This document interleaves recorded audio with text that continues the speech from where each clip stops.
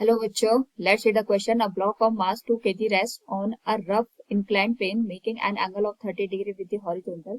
The coefficient of static friction between the block and the plane is 0.7. The frictional force on the block is, here we have given 4 options. Now to answer this question, first we will discuss here the key concept, and here the key concept is given as frictional force. Frictional force हमारे पास एक ऐसा force होता है जो कि दो surfaces के बीच में जो रिलेटिव मोशन होता है उसका अपोज करता है. फ्रिक्शनल फोर्स को हम यहाँ पे इंडिकेट करते हैं म्यू इंटू एन के साथ. एन यहाँ पे नॉर्मल फ्रिक्शन फोर्स को इंडिकेट करता है, म्यू कोफिशिएंट ऑफ फ्रिक्शन को यहाँ पे इंडिकेट करता है. क्वेश्चन में हमारे पास यहाँ पे एक रफ इंक्लाइंड सरफेस दे रखा है. सपोज ये हमारे पास रफ इंक्लाइंड सरफेस है, इसमें जो एंगल है वो 30 डिग्री का बन रहा है. यहाँ पे हमने एक ब्लॉक को प्लेस कर रखा है.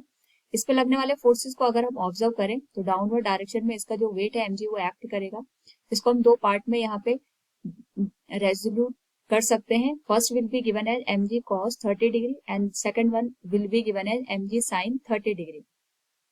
इंक्लाइंड प्लेन पे यहाँ पे हमारे पास normal reaction force N act करेगा. क्वेश्चन में हमसे फ्रिक्शनल फोर्स के बारे में पूछा गया है and we know that frictional force की जो वैल्यू होगी that will be mu S into N के बराबर.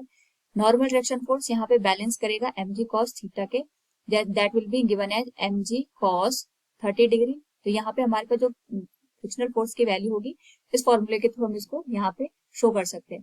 सेकंड क्वेश्चन में हमसे पूछा गया है the coefficient of static friction between the block and the plane is 0.7. The frictional force on the block is, क्योंकि हमें यहाँ पे स्टैटिक जो फ्रिक्शनल फोर्स है उसकी वैल्यू दे रखी है. स्टैटिक फ्रिक्शनल फोर्स से हमें यहाँ पे लिमिटिंग फोर्स की वैल्यू पता चलेगी, यानी हम चाहते हैं कि जो हमारे जस्ट मोशन की कंडीशन में आए.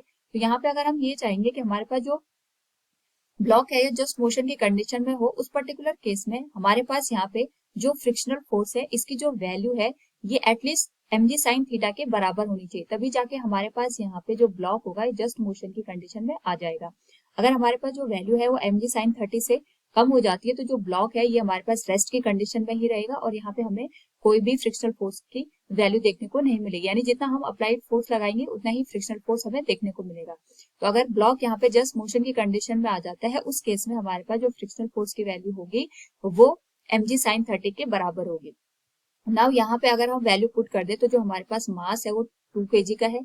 एक्सेलरेशन ड्यू टू ग्रेविटी की वैल्यू हम 9.8 रख देते हैं. यहाँ पे sin 30 की वैल्यू 1/2 के बराबर आएगी. 2 से 2 कैंसिल हो जाएगा एंड जो फ्रिक्शनल फोर्स की वैल्यू होगी that will be 9.8 newton. Option B will be the right answer. Hope you understood it. Thank you and best of luck.